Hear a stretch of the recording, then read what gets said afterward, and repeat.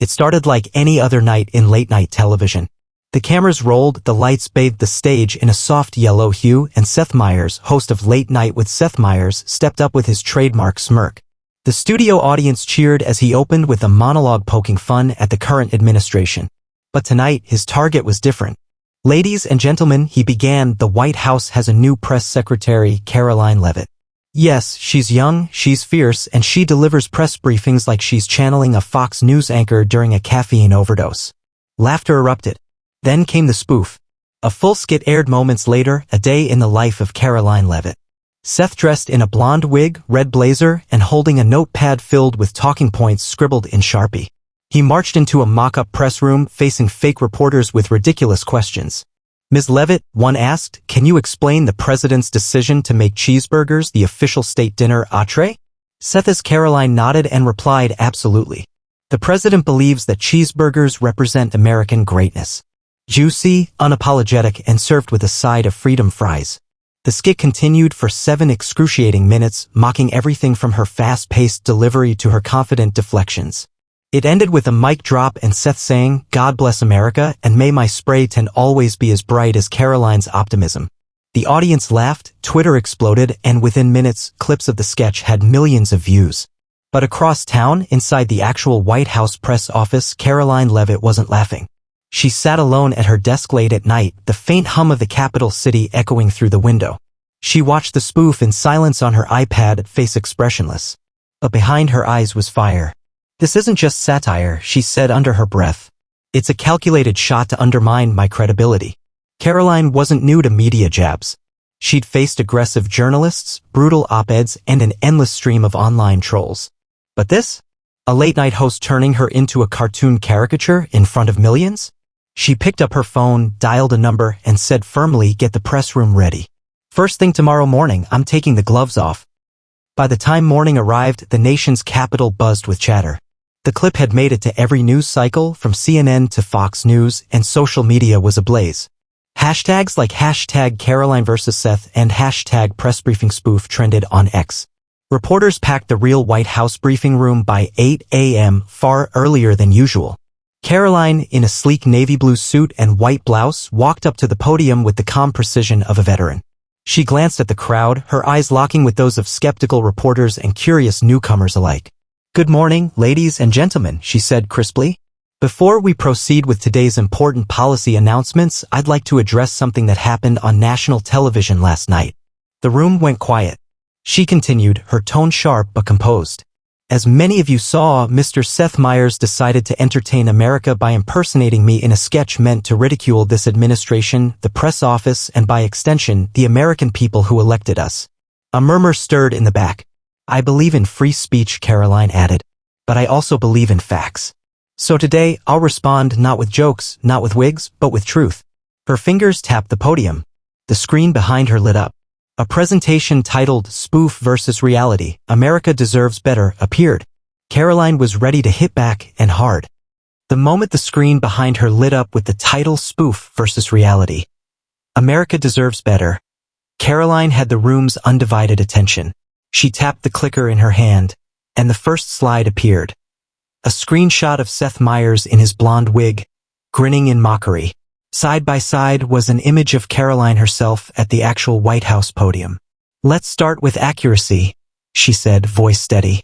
Last night, Mr. Meyers mocked the seriousness of this office and claimed I respond to policy questions with nothing but buzzwords and catchphrases. She clicked again.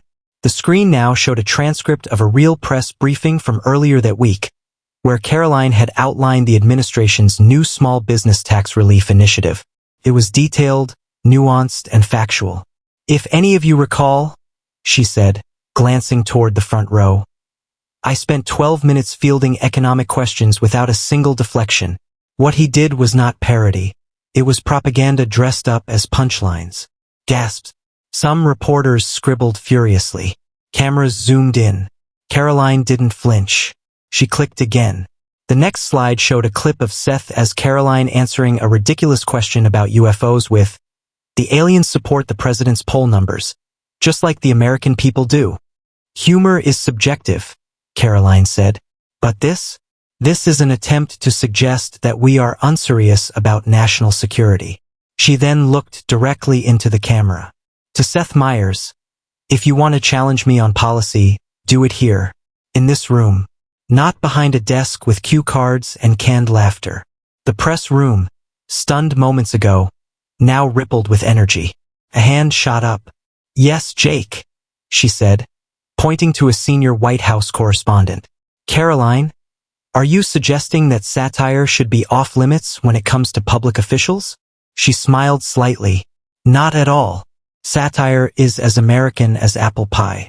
But there's a fine line between satire and sabotage. When someone uses their platform to systematically paint a false image of reality, especially during sensitive times, they're not just being funny. They're being reckless. Another hand. Karoline, do you think this is part of a broader media campaign to discredit the administration? She nodded. Let's be honest. We're not just dealing with comedy. We're dealing with commentary disguised as comedy. And when that commentary comes with no accountability, the American people are the ones who suffer.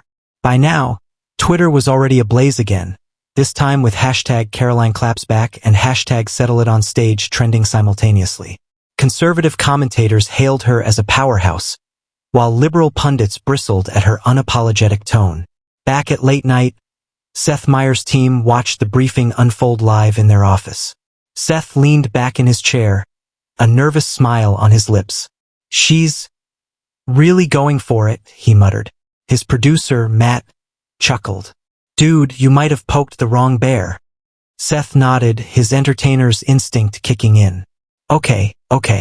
If she wants to play this game, we might just have to invite her. That afternoon, Karoline's name was everywhere, from Fox to MSNBC, from TikTok to talk radio. But it was a surprise email that made her raise an eyebrow. Subject, formal invitation, late night with Seth Meyers. Message, Hi Karoline, in the spirit of civil discourse and comedy, we'd love to invite you on late night to discuss your role, your policies, and perhaps even set the record straight, face to face. Looking forward to hearing from you. Seth. Karoline read the email twice. A smirk slowly formed on her face. Be careful what you wish for, Seth, she whispered. You're about to get a press secretary in full HD. No filters, no teleprompters. She picked up the phone again. Set up the flight. I'm heading to New York. 2 days later, New York City buzzed with anticipation. Outside NBC studios at 30 Rockefeller Plaza, fans, press, and curious onlookers gathered behind barricades, phones in hand. The reason? A rare, highly publicized guest appearance. Karoline Leavitt, the White House press secretary, was going head-to-head with Seth Meyers on Late Night. Inside the studio, Seth adjusted his tie nervously.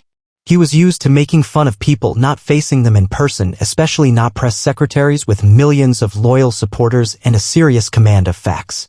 Bro, are you sure about this? His producer Matt whispered. Seth shrugged. She accepted.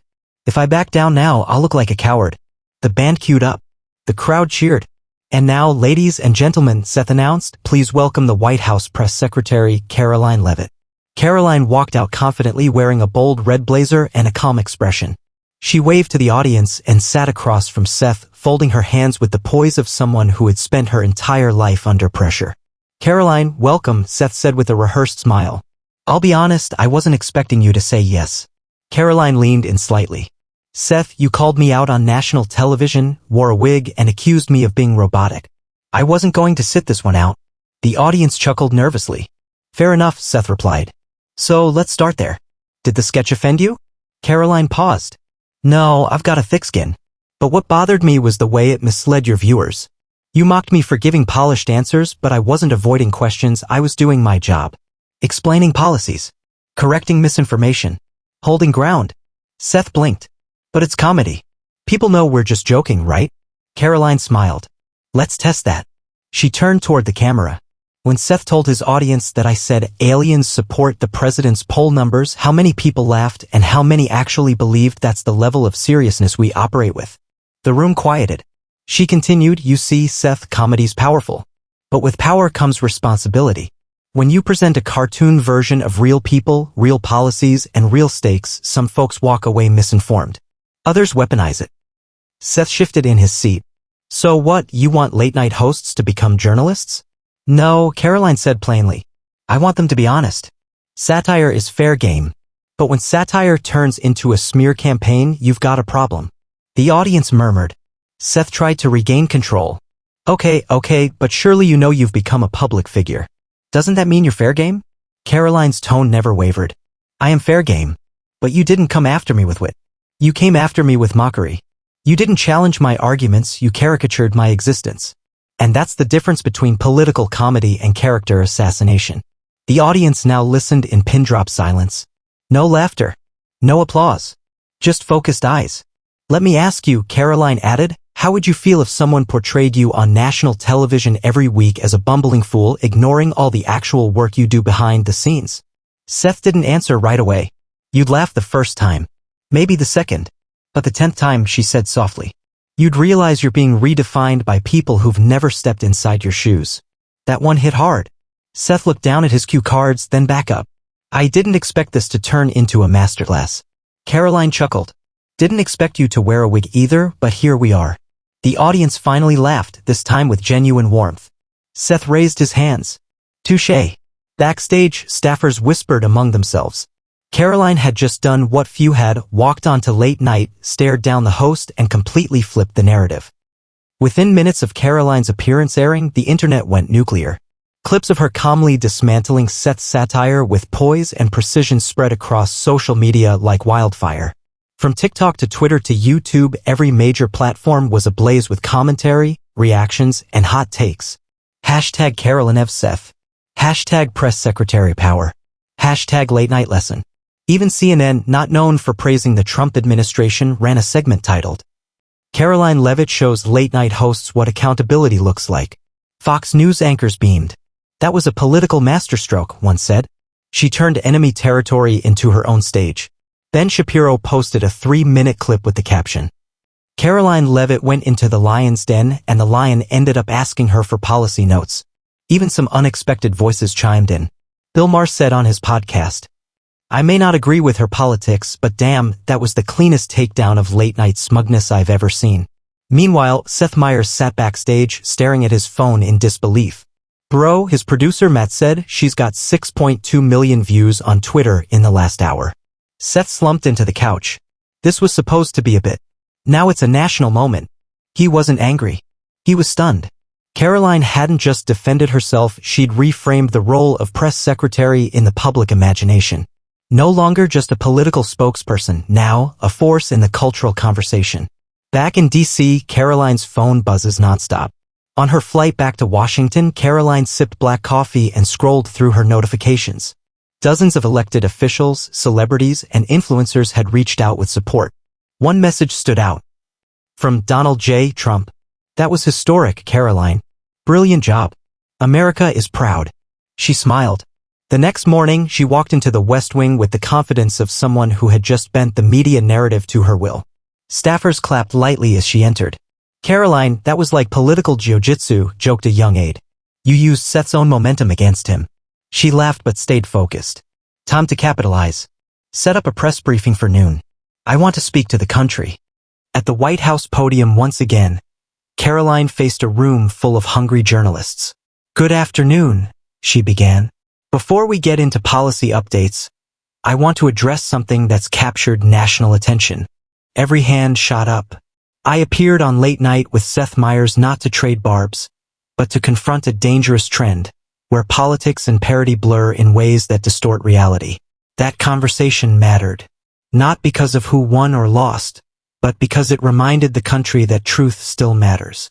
She paused, letting her words sink in. Whether you love this administration or hate it, whether you tune in to Fox or MSNBC, you deserve honesty. Not scripted mockery. Not filtered satire. Real conversations. The briefing room was quiet. Some reporters looked contemplative. Others skeptical. But all of them listened. A reporter from NPR asked, Do you plan on doing more media appearances like that? Karoline nodded.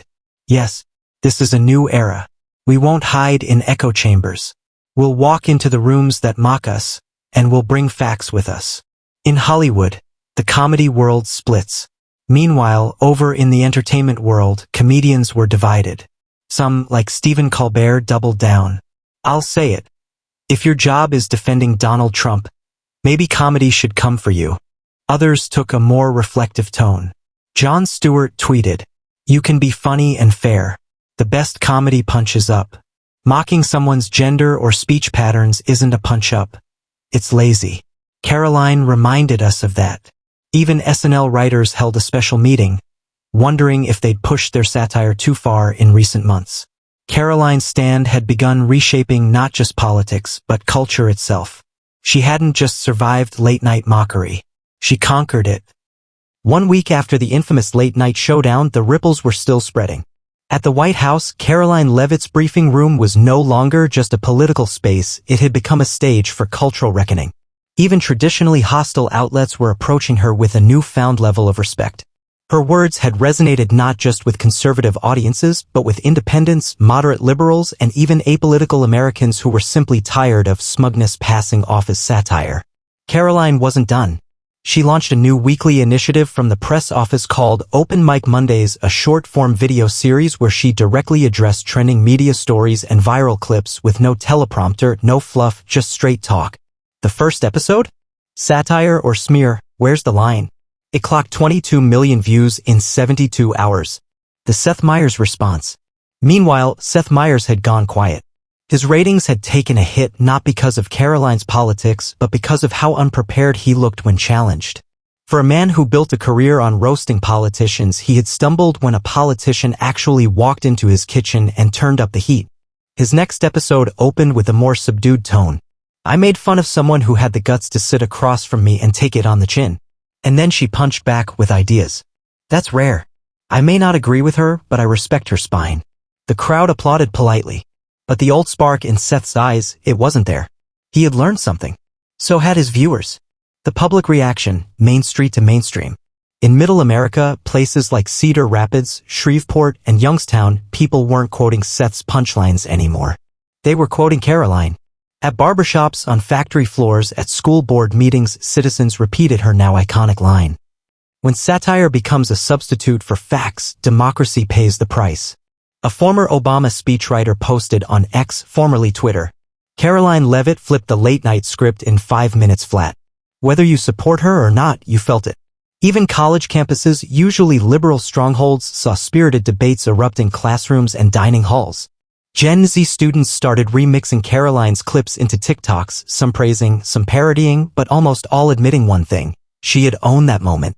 A private conversation with the president. Back in D.C., Karoline was summoned for a private meeting in the Oval Office. President Donald Trump stood up as she entered. "Karoline, sit down. You've earned it." She smiled, sat, and waited. Trump folded his hands. "Do you realize what you did?" "I spoke my truth," she replied. He grinned. "You did more than that. You reminded America that we fight back, not with hate, but with clarity. You made that punk host look like an intern." Karoline laughed. "He tried to clown me. I just took the makeup off." Trump chuckled. "From now on, you're not just the press secretary. You're a public warrior. Whatever you need, you've got it." It wasn't just flattery. It was trust. Karoline had become more than a spokesperson. She was now a symbol of standing firm in the face of mockery, of using logic to cut through the noise, and of challenging a culture that thrived on snark instead of sincerity. The legacy lives on. Months later, Harvard's Kennedy School of Government added a new case study to its curriculum. Karoline versus Comedy, Redefining Media Engagement in the Age of Satire. She was invited to speak at Stanford, Georgetown, and even Columbia Journalism School, where she challenged future reporters to question everything, especially the punchlines. And Seth? He adapted. He started inviting more guests with opposing viewpoints, realizing that comedy, while powerful, was even better when sharpened by honest conversation. In the end, Karoline Leavitt didn't destroy Seth Meyers with insults. She destroyed the shield of lazy mockery. She exposed the hollow shell behind the laugh tracks and reminded America that dignity wasn't something you defended with rage, it was something you demonstrated with restraint, facts, and fearlessness. Epilogue, the closing statement. Standing at the press podium on a stormy Friday afternoon, Karoline delivered her final words of the week. "You can laugh at me. You can laugh at this administration. But the moment your laughter replaces your curiosity, that's when democracy falters. So laugh if you must, but don't forget to listen." Because we're not here for applause. We're here to serve. The room stood still. Even the press corps, battle-hardened and cynical, couldn't help but nod. And somewhere in a dressing room in New York, a late-night host watched the feed with a silent smirk. "She's good," he whispered. "She's really, really good."